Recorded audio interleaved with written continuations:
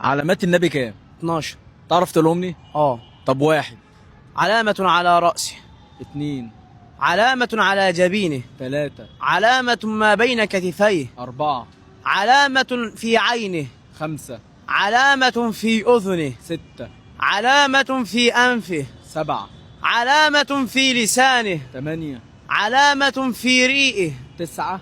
علامة في كفه. 10.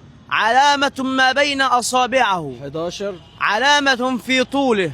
12. علامة في قدميه. فأما العلامة التي كانت على رأسه كان إذا مشي ظللته الغمامة، وأما العلامة التي كانت على جبينه كان إذا أراد زيارة قوم سبقه النور، وأما العلامة التي كانت ما بين كتفيه فهو خاتم وسلطان النبوة، وأما العلامة التي كانت في عينه كان يرى من خلفه كأنه يرى من أمامه، وأما العلامة التي كانت في أذنه كان يسمع صرير الأقلام وهو يكتب في اللوح المحفوظ، وأما العلامة التي كانت في أنفه كان الحبيب محمد لا يشم إلا ريحا طيبا، وأما العلامة التي كانت في لسانه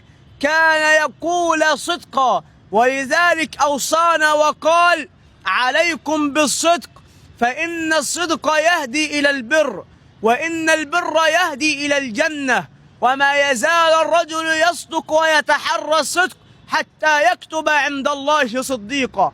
فأما العلامة التي كانت في ريئه كان إذا تف في الماء الملح صار عذبا بإذن الله، وأما العلامة التي كانت في كفه فهو يسمع الحصى وهو يسبح في يداه، وأما العلامة التي كانت ما بين أصابعه كان الماء ينزل من بين أصابع الحبيب محمد، وأما العلامة التي كانت في طوله كان إذا مشي مع الطاويل سواه وإذا مشي مع القصير حازاه، وأما العلامة التي كانت في قدمه كان إذا مشي على الرمل فلم تظهر له علامة.